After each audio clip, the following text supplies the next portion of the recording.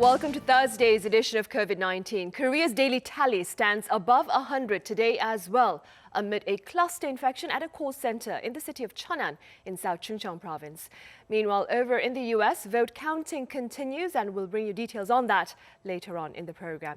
Here first is our Kwon So-ah with the latest numbers on the pandemic. So let's begin here on the local front, where authorities are reiterating calls for heightened caution and safety measures, given the reality we are still above 100. Right, that's true. And also because the weather is getting colder, there are more risks ahead of winter. And as you said, for the second straight day, we now have a number above 100. And this Thursday, we are seeing that domestically transmitted cases have surpassed 100 as well for the first time in 4 days. And it's also the highest figure in almost 2 weeks. And if we go over to our graph, we do see that we have more triple digits here than double digits. And also 125 cases means it's the same number as last Thursday.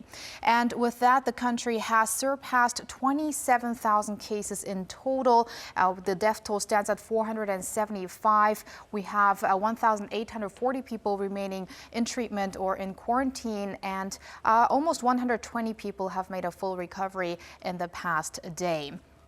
So where are the latest cases being traced to? Well, we have cases linked to medical facilities, to saunas, a health center, a health club that is, as well as small-sized gatherings, and also a surge in infections in Chungcheongnam-do Province's city of Cheonan has been confirmed related to a call center, as one person who worked there was confirmed on Wednesday, and then 19 more tested positive as of this Thursday. So that is why we have this high number in Chungcheongnam-do Province. 23 cases were reported, raising the total there to over 600. We also have a rise in cases in the capital, Seoul, at 50, as well as 27 in Gyeonggi-do Province. Also, cases from abroad stood at 17 this Thursday, with 6 of them detected at the nation's airport or seaports. With that, let's take a look at the global figures. We have a total of over 48.4 million infections, with 1.2 million fatalities and 34.6 million recoveries. And if we go over to the hotspots around the world, we have the U.S. here with over 100,000 cases reported on election day. And almost every state is still seeing no slowdown in the coronavirus situation. And we have also a record high figure in Russia with over 19,000 cases reported in just a day. Now, meanwhile, in the UK, there are new restrictions going to be implemented in England. Beginning on Thursday until early December, there will be a new lockdown regarding closures of non-essential businesses, as well as restrictions on gatherings. And if we go over to other European countries, we have Poland, which has moved up another spot, surpassing Indonesia. And apart from these, Italy, Germany, many other European countries have seen record high figures on Thursday. On Wednesday local time, that would be including Austria and Switzerland. And those are the figures I have for now, but I'll be back with more after the government briefing. Back to you, Sunny. All right, so thank you for that. And staying on the international front, Election Day has come and gone in the U.S., but a winner has yet to be announced. I have our Hong Yu with me here in the studio for details on the 2020 U.S. presidential race. Welcome you. Thank you for having me. Right, so Mr. Biden appears to have secured a record number of popular votes. Let's start there. Yes, so Democratic candidate Joe Biden has received more than 71 million votes, and that is the most votes received by a presidential candidate in U.S. history. We're still counting all the votes yet, and we are still waiting for the results to come out in some of the key few swing states. But at the moment, Biden is ahead with 264 electoral college votes compared to Trump's 214, according to an AP tally, which takes projected wins into account. But Trump isn't likely to go down easily and is already taking legal action to challenge the legitimacy of mail-in ballots.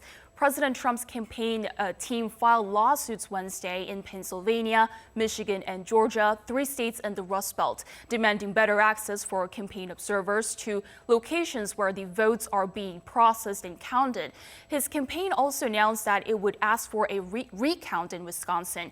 Biden's campaign had no comment on these developments, but it has been seeking donations for the Biden Fight Fund, which will support his legal expenses. So it looks like the showdown between the two candidates candidates could extend all the way to the U.S. Supreme Court. But on the other hand, experts say that the Supreme Court can only be involved when the validity of votes are under question, and that the rule of law should determine the official winner of the popular vote in each state. I see. Meanwhile, I hear that measures were in place to allow people with COVID-19 to vote as well. Yes, that's right. And that was one of the greatest challenges that the U.S. faced during the election, because as of now, there are more than 9.4 million confirmed cases reported in the U.S. And to accommodate these COVID-19 patients, the U.S. Centers for Disease Control and Prevention laid out guidelines on how they could vote. Those with COVID-19 were allowed at polling stations, but they had to wear a mask, maintain social distance of 6 feet, and wash their hands or use hand sanitizers before and after voting. Some states like Ohio and Wisconsin adopted drive-through voting to minimize physical contact. For patients who are too ill to make the trip themselves, some states, including Maryland, allowed hospitalized voters to designate someone to pick up and drop off an absentee ballot. I see. We've been saying this over and over again, but there's been an unprecedented volume of mail-in votes this time around. Please tell us more about that. Well, American voters were allowed to vote on the election day and also vote earlier, either in person or through mail. And having a variety of options on hand was especially important this year, given worries over the pandemic. And they led a record high voter turnout. Over 100 million voted early this year, smashing the record of 57 million early votes casted in the previous 2016 election. Of course, there were some challenges, such as ballot rejections and delayed vote counts. To help speed up the process, many states allowed election officials to start counting the ballots earlier than before. Nonetheless, it is taking some time, and we are still waiting the results in key battleground states, including Pennsylvania, which has 20 electoral votes. There were also changes in the way election campaigns were carried out, as some candidates were keen to avoid large gatherings. Biden, for example, organized fewer rallies, and when holding one, it often took place outdoors, with the participants maintaining social distance. If you remember, there were also driving campaign stops where supporters would stay inside their cars and honk instead of cheering and clapping. Yet it is still too early to tell whether these precautionary measures were effective, given the 2-week incubation period of COVID-19. Right, and speaking of COVID-19, the outbreak over in the U.S. is showing no sign of abating. Right, COVID-19 cases continue to surge in the U.S. The country recorded the second highest new daily cases on the election day, with more than 91,000 infections. Whoever wins the White House will have a difficult challenge on his hands, with the pandemic likely to worsen in the coming winter and the holiday season. Health authorities say that 100,000 more fatalities could occur until the end of Trump's current term, with medical workers in the hardest hit states saying that hospitals are at a breaking point. Healthcare officials are saying Americans should think twice about holding family gatherings for the holidays, especially if it involves elderly people. I see. All right, thank you for that coverage. I hope to see you again soon. My pleasure. Right, it's a little after 2 in the afternoon here in Korea, and as always, we are poised to join the regular government briefing on COVID-19. Now, while we wait, here are a few reminders about public safety measures in light of the pandemic. Given the sporadic outbreaks within daily life settings in recent days, authorities are calling on people to seek active testing should they believe they may have been exposed to the virus. The wisdom lies in efforts to ensure early detection to prevent further spread and prompt treatment to prevent an aggravation of symptoms. Meanwhile, with a growing number of people seeking refuge indoors from the cold outside, health officials are urging for regular and proper ventilation of indoor spaces, as well as the frequent disinfection of commonly touched surfaces. Now, we are still waiting for the briefing to commence, so while we wait, let's take a look at the revamped social distancing guidelines. Up on the screen, we share with you first a brief definition of each level. Level 1 refers to sporadic infections that are within medical capacity. Level 1.5 refers to community infections that burden medical capacity within a specific region for a week or more. Level 2 refers to serious outbreaks within a community that look to spread nationwide. Level 2.5 refers to a nationwide outbreak that threatens healthcare systems across the nation for a week or more, while level 3, the highest there, refers to a serious nationwide outbreak that is poised to crash the nation's healthcare infrastructure. Now, with regard to the actual numbers of daily cases, the ceiling that determines the level of social distancing seems to have been raised. But officials have claimed the new guidelines aim to ensure an effective and an endurable fight against the virus.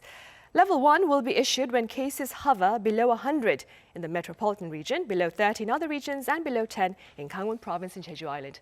The briefing is about to start. I'll come back to you afterwards.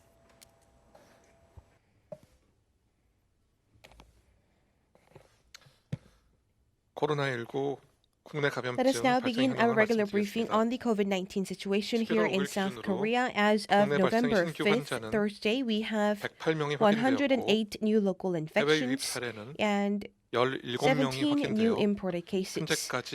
The total caseload now stands at a total of 27,050. Currently, we have a total of 1,840 people in quarantine undergoing treatment, and we have 51 patients with severe or critical conditions. And we had one additional fatality, and the accumulated death toll now stands at 475. I extend my deepest condolences to the deceased and the members of the bereaved family.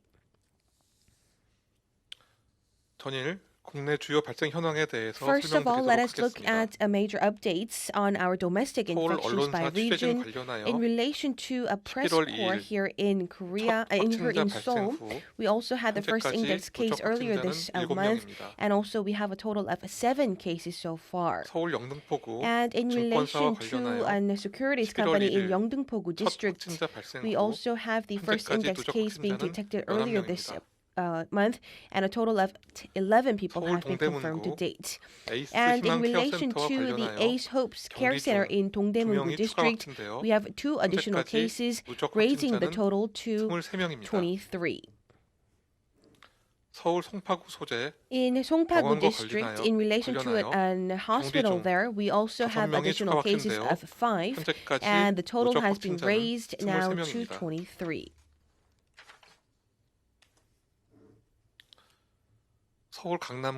And in Gangnam-gu district, in relation to the Lucky Sauna, we also have 2 additional cases being confirmed. A total of 42 people have been confirmed to date. And in relation to middle school and fitness facility in the Seoul metropolitan area, we have 5 additional cases, raising the total to 62. And Gyeonggi-do province in Gumpo city as well as Anyang city, we have the healthcare and care facilities. We have 13 additional cases being confirmed, and a total of 85 people have been confirmed to date. In Gwangju city of Gyeonggi-do province, in relation to the SRC Rehab Hospital, we also have 1 additional case, increasing the total to 160. And in relation to a workplace in Asan of Chungnam province, we also have 5 additional cases, and so far we have a total of 33 cases being confirmed to date. And as for a family gathering in relation in the Cheonan area, we also have the first index case being confirmed earlier this month, and we have 9 additional cases, and a total of 10 people have been confirmed to date. And also in relation to a call center in Cheonan, Chungcheongnam, the province, we also have the first index case being tested earlier, and we also have 20 cases, and a total of 21 people have been confirmed to date. And in Gyeongnam city, Gyeongnam province, in relation to a family gathering in Changwon, we also have additional cases being confirmed. A total of more than 8 people have been confirmed, and a total of 9 people have been confirmed to date. And as for other details for other cluster infections, please make your inquiry to the spokesperson's office. And as for midnight today, we have some analysis of the trends of the outbreak, and we share you some results. And we currently witness cluster infections centering around the metropolitan area, and they account for about 72.1% of the total. And looking at the sources of infection, more than 36% were related to cluster infections in the metropolitan area. Moreover, we saw that nursing hospitals and nursing hospitals, we have 18.5%, and also 17.6% were related to imported cases. And as for the context with previously confirmed cases, we found that we have 15.3% and about 12% are under investigation. And currently, we are continuously to witness cluster infections and sporadic outbreaks, and we are also afraid that we could have an increase of the indoor activities with chillier weather, and right now we have a higher risk of infection. And infectious disease can spread and can also demise with three factors. And the three factors are as follows. The one is the environment as well as the subjects of the transmissions. And third is the virus itself. So once we have an exacerbated situation from these three areas, we will have an outbreak.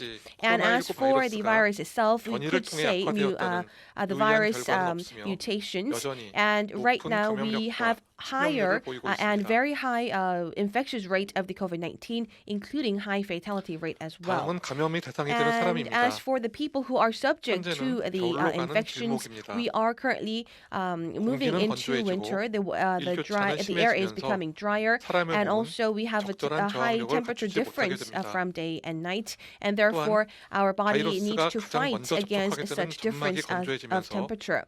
And also, it is very easier for the virus to invade these human bodies, especially under these winter times, and it is very negative for our people as well. And third is the environment, and the respiratory diseases spreads when the weather is chilly and weather is dry.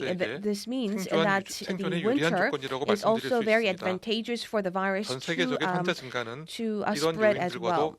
And we believe that the global outbreak are also very closely linked to these factors. And as we have an increase of indoor congregations, especially during the winter, we would be prone to go into indoor spaces which are crowded, confined, and close contact environment. And therefore, this will be the core of our quarantine measures. And we have seen these virus spreading at eateries, fitness centers, and also saunas, where wearing face mask is difficult. And especially people work in crowded spaces and confined spaces without wearing face masks, and this could be a risk factor to spread the virus further. And this is why it is very important that you wear your face mask at your daily lives. And if you cannot wear your face mask, please minimize the time of stay at these places. 늘 같은 말씀을 드려 송구한 마음이지만 We tell you this multiple times. However, sticking to the principles and the basics are actually the most effective ways to combat the virus. So we ask you to wear your face mask and wash your hands once again. Thank you very much. 답변 드리는 시간 갖겠습니다. 먼저 서울. Right, that was Lee Sang-won at the Central Disease Control Headquarters with Thursday's afternoon briefing. So what did he have to say? Well, there were a lot of renewed calls on sticking to the basics, but that, of course, because we are still seeing a number of new infections across the country, which includes the Turnout call center infection, which I talked about before. It looks like we have a total of 21 cases related to that case, and also more infections in the capital Seoul, including at a sauna, as well as a media-related case where 7 infections have been confirmed. Now, the official mentioned that we are now ahead of winter with colder temperature as well as drier air, and that raises the risks of infections. Of course, not only COVID-19, but also the seasonal flu, for instance. That is why he called on people to abide by social distancing measures, especially because more people are prone to go indoors when the weather gets cold. And one of those measures, of course, includes wearing your face masks properly, especially at crowded, confined places where it's really hard to keep distance with other people. Right, of course, and also ventilation, right? Yes, of course. All right, so thank you for that. I'll see you again tomorrow. See you tomorrow. Right, back on the international front, vote counting continues in the U.S. over a closely contested presidential race in which voter turnout is forecast to be the highest in 120 years at 66.9%. Now, for more, I have Chang Song-kwan, the program director of the Korean American Grassroots Conference. Good to see you again, Song-kwan. Hey, Sunny, how you doing? Right, Song-kwan, let's begin then with the latest on the race to 270, as some U.S. media outlets have been calling it. How far has vote counting come, and where do the presidential nominees stand with regard to the electoral votes as we speak? Well, as of this evening, there are 6 states that have yet to be called. One of them, Alaska, is widely expected to turn Republican, and the remaining 5 states, it looks like about 90% of the entire votes have already been tabulated. And these remaining 5 states are all hotly contested battleground states that are going to require a few more days to finish their vote count. And as mentioned earlier in the segment, we have seen a historic level of voter turnout this year, including early voting and mail-in ballots. And we at the Korean American Grassroots Conference estimate the turnout rate to be at least 68% this year, which would be a percentage point more than 4 years ago. I see. Song-kwan, fears have also been mounting over possible rampant unrest amid the election and its result. What is the overall atmosphere there like? Well, the tensions are running very, very high across the country. Especially since a lot of voters wanted to wake up yesterday or this past Wednesday with the definitive results. But we all know that that's not going to happen for another few days, if not for a few more weeks. And there have been incidents of unrest and mass protests here in Washington, D.C. as well, and several other incidents. For instance, earlier this afternoon in Detroit, Michigan, dozens of Trump supporters and party operatives have stormed the election office there in hopes to stop the ballot counting there. And we all know that Michigan is a critical state for either candidate to win in order for them to clinch the 270 electoral college votes. Right. Song-kwan, I believe a number of Korean American candidates are running in the 2020 race for posts other than that of the White House. Could you tell us a bit about how they're faring? Right. This year's general election also saw the historic number of Korean American candidates running. For federal offices or Congress, we've seen 5 candidates on the ballot this past Tuesday across the country. Only one of them was an incumbent, Congressman Andy Kim of New Jersey 3rd. He's clinched his re-election rather easily, and a few hours ago, we've also seen the first Korean American woman elected to Congress in Washington State. Her name is Marilyn Strickland, who will be representing Washington's 10th congressional district. There are 3 other candidates all running in California, one of them in California 34th congressional district, which is home to the largest Korean American population. However, David Kim, that candidate, is expected to not make it to the finish line. And the 2 remaining candidates, Korean American women, both Republican, are in a very close race right now with about 10% or so more of the votes to be opened yet. I see. Song-kwan, going back to the actual presidential race then, when do you suppose will we get a clear picture of the winner?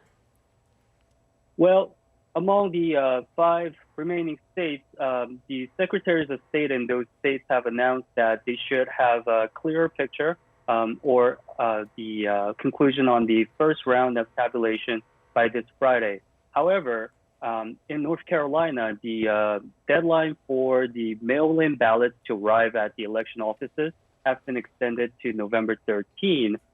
So unless there are any definitive clear landslide victories in other states, we will have to see the final result from North Carolina.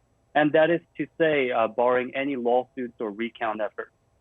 I see. And speaking of that, Song-kwan, in your opinion, what are the chances of an aggressive legal battle disputing the result of the elections? Well, they're already happening. For example, the Trump campaign has already filed a lawsuit in Michigan and Pennsylvania in order to stop the counting of the ballots already. However, such lawsuits are only valid or they only stick because they're on the ground.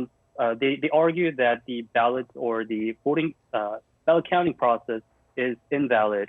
However, if those lawsuits are not taken, either campaign could also request recount of the ballots. Trump campaign has already indicated that they will be filing a recount request in Wisconsin as soon as it finishes the first round of tabulation. And the remaining states are very critical, and they're going to show results with the very, very narrow difference between the votes between the two candidates. So I am expecting to see a few more recount requests. If those drag out, we may not see the final result until Thanksgiving.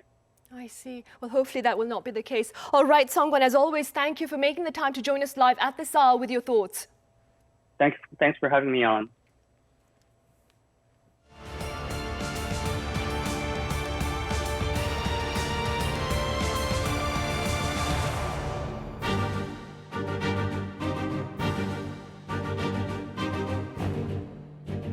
I will deliver jobs, jobs, jobs, and the greatest economy in the history of our country. That's going to be next year. You see it. I'm not going to shut down the economy. I'm going to shut down the virus.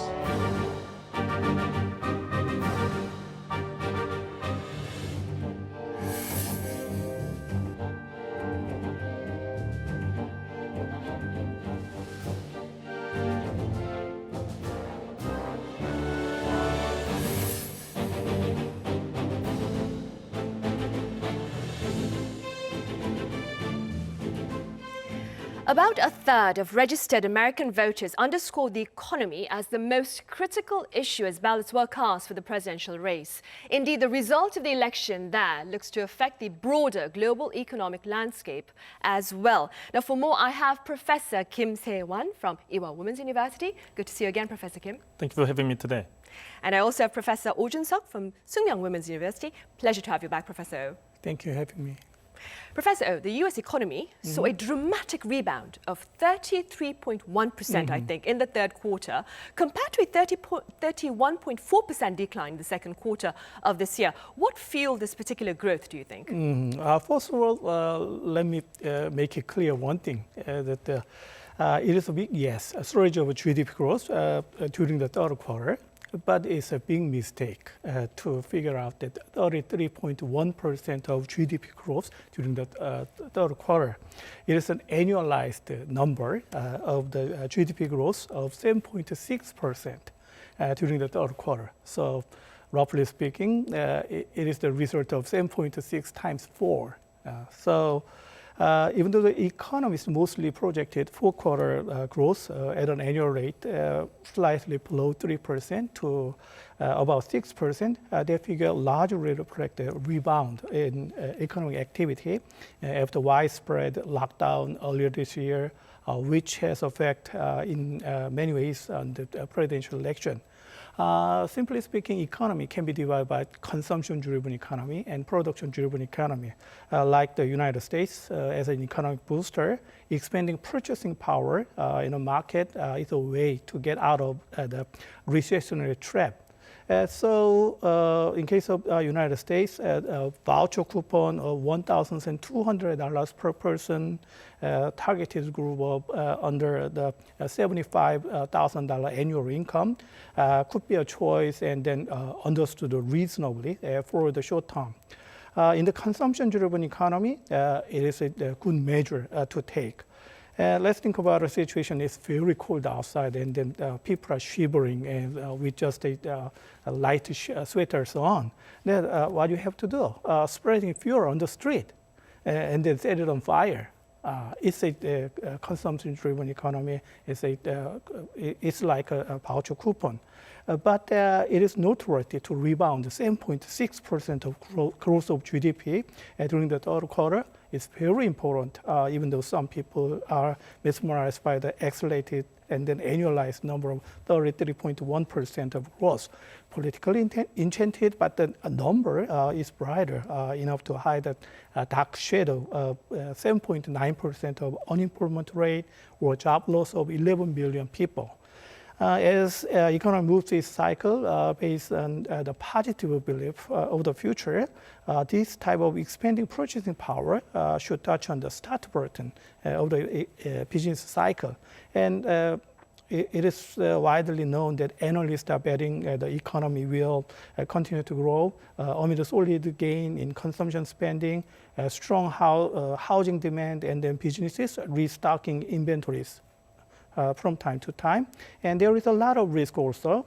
It's a downside risk as it generally related to the re-acceleration of COVID-19 pandemic. At the peak of COVID-19 spread will hit businesses, jobs, and industries through renewed distancing and then shutdown, as it already had in Germany, France, and quite recently, even the United Kingdom. Right. Professor Kim, the Trump administration's trade war with China has dealt a severe blow to the Korean economy as well. Could you tell us a bit about this? Well, we can say that Korea is one of the most affected economies from US-China trade conflicts. There are two fundamental reasons behind this situation. The first is Korean economy is one of the most foreign-dependent country out of whole world. And the second reason is China covers about a quarter of South Korean export and imports. So Korean economy and Chinese economies are highly correlated to each other these days. Actually, when US and China trade conflict was escalated last year, South Korea's export has been decreased by 9%, which is one of the highest rate shrink between top 10 trading countries in the world. I see, that's quite severe then. Professor, what are your thoughts on the future of US-China trade ties following the result of the presidential race in the US? Very hard to tell, but as Professor Kim commented, the COVID-19 outbreak has escalated trade tension between China and the United States in ways that will likely linger even after the election campaign.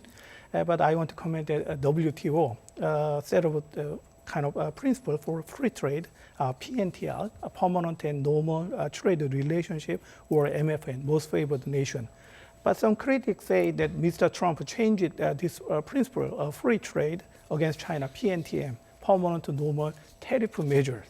At times, it seemed to plunge the United States and China into a permanent economic war.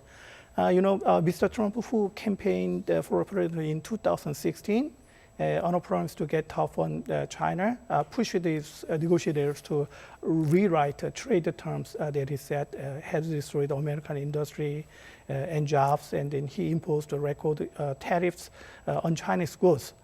Rather than right approach of lowering tariff to allow for the flow of goods and services to meet market demand, he tried to force China to buy $200 billion worth of specific product within 2 years. Again, in 2020, to Mr. Trump and other supporters, that approach corrects for past trade deals that enabled corporate outsourcing and led to lost jobs and industries. To critics, it is, however, the type of managed trade that United States has long criticized, especially with regard to China. It is control over its economy. The president's approach may pay off politically at the sacrifice of World Trade Organization principle. So he headed into the re-election campaign now with a commitment from China to strengthen its intellectual property protection, make a large purchase of American product, and pursue other economic changes that will benefit American business. But here we have to think about Xi Jinping, China's leader, commented about kind of message conveyed to Mr. Trump. He said that he commented the agreement shows that two countries should be based upon equality and mutual respect through dialogue and then consultation, which is lost at large. So it is there's a time to proper and the effective solution to catch them. Right. Right. So given what Professor Oh has said, we have an understanding of the Trump administration's interactions with Beijing. Could you, Professor Kim, tell us a bit about perhaps Mr. Biden's stance or potential approach to the matter? Well, if Mr. Biden is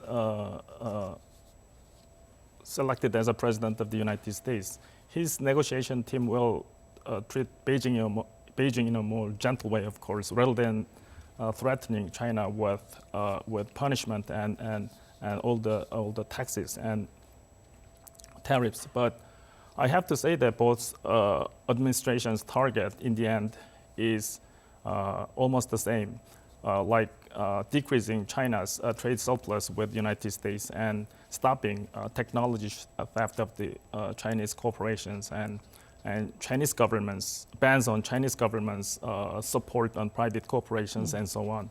So I believe that Mr. Biden's trade negotiation team will be as tough as Mr. Trump's in the real terms. I see. Professor Oh, keeping in mind what Professor Kim earlier mentioned about how Korea lost like Korea's exports, that is, dropped by 9% last year at the height of the trade dispute between the US and China. What are some ways for this country, for Korea, to ensure economic stability amid such tensions? The trade war activate technology was as the world leading producer of memory chips that go into consumer electronics such as a cell phone and computer. South Korea benefited from years of rapid and continued growth in the global smartphone market. It is reported that Korea's export to China could be cut by about $1.3 billion a year due to trade war.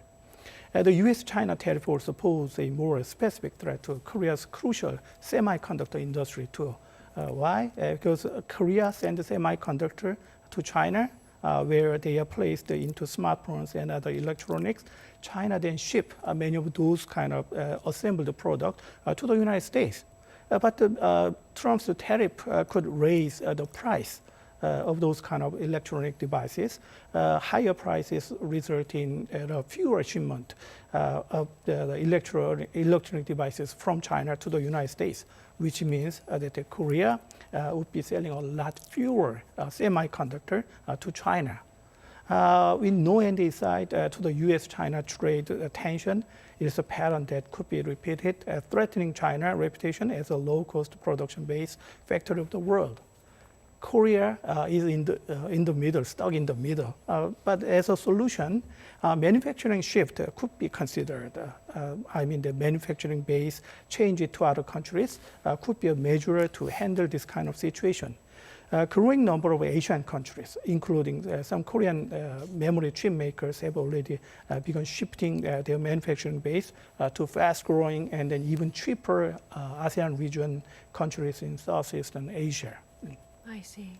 Professor Kim, do you foresee a shift in the global economic landscape under a Biden administration? I ask because I understand the administration, the possible Biden administration, is expected to embrace free trade and a multilateral approach to issues. Well, if Mr. Biden becomes the president of the United States, I think that's going to be a good news to Korean export and Korean economic recovery, because he has respect on multilateral free trade agreements between nations. When President Trump became president of the United States in 2017, he pursued something protective trade policies of American First strategy. So that made international trade shrink than much before. So he left, Mr. Trump decided to left FTA with other North American nations, with Mexico and Canada, and also he left TPP, which is multilateral free agreement led by Japan. So when Mr. Biden becomes the president of the United States, I think he will try to recover previous multilateral free trade system which has been implemented under President Obama. I see. Professor, earlier you mentioned about the impact of a U.S. administration or a Trump administration on Korea's industrial sectors like that of semiconductors. Do you suppose it will have a negative impact on all of Korea's heavy industry sectors? Yeah, definitely. As Professor Kim commented about the difference between Trump's view and then Biden's view, in case of the Trump's, he sticks to bilateral treaty, which means I don't care about what others do. But in case of Biden, Biden sticks to the multilateral, which means I have to follow the international standard or global standard. So as Professor Kim commented about, it might be helpful for us to involved in the trade negotiations. But there is not much difference between two president candidates in terms of the U.S. first policy. But what is important is they try to keep signaling reformation of global value chain to the local value chain. Local value chain means that they're reshoring to the United States and then sending messages for international investors, make a foreign direct investment into the United States. Multinational enterprises, manufacturers of especially automobile industry and semiconductor industry, they have to shift their global strategy into localization strategy.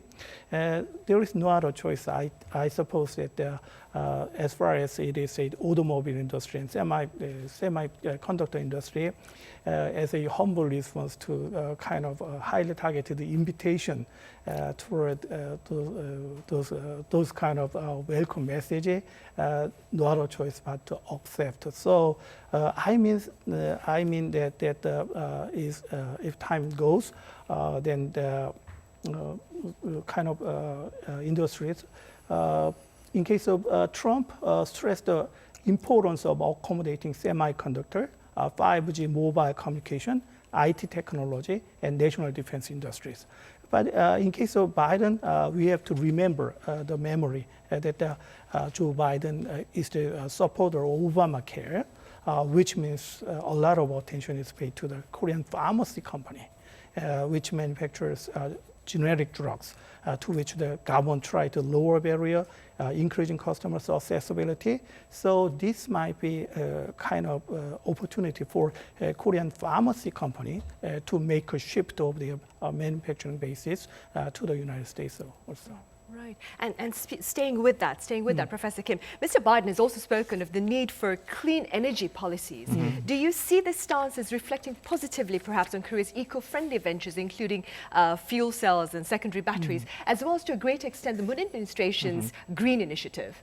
Well, there are lots of similarities between Mr. Biden's eco-friendly fiscal package and President Moon's Green New Deal policy.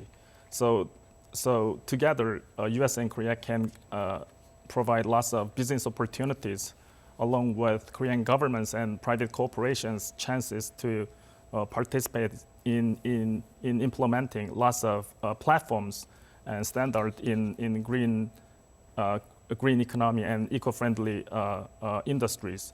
For example, there has been lots of environment-friendly products recently, like electric automobiles and the regulations on carbon dioxide emissions. These regulations and platforms has been provided by United States in early 2000. So we can have a chance to participate in these kind of platforms and regulations in the future, along with United States. Right. Professor O, we've talked about this in the broadcast earlier, but how does a prolonged delay of the result of the U.S. presidential race look to affect the global economy? Yes, I suppose it takes a lot of negative effect on the global economy. Sonny, you raised a very timely point. We have two hands in the economy. One is a visible hand and an invisible hand. But in economy, both hands hate uncertainty. This kind of delaying decision, this decision about who is the president of the United States, this kind of decision is very foggy, and then major investment decision cannot be made until the fog is cleared up. So just with the help of a policy booster, while the economic cycle just barely start to move forward, but slow the decision making might return the economy back to the bottom. There is a risk, and then it might be widely spread to the global economy also. Visible hand of government policy, such as a monetary policy or a fiscal policy, could be an effective tool at this moment. But there is no decision maker, and then everybody in an economy, economic players, something like customers and then even competitors and suppliers, so they're just waiting for the decision. So it might freeze all the economy almost to a halt. The voucher coupon is just a burning money for the time being. So what is certain at this point is that we have to make a right decision as quickly as possible. That is the way to there's a way to the melting down, froze the global economy. Right, and to get rid of the uncertainty that you mentioned. All right, Professor Oh, as always, thank you for your thoughts, and Professor Kim, thank you for being with us today. Thank you very much. Thank you so much. Right, well, that brings us to the end of today's coverage of COVID-19. Tomorrow, we shed light on a number of elections worldwide, other than that in the US amid the pandemic. Do take care. See you tomorrow.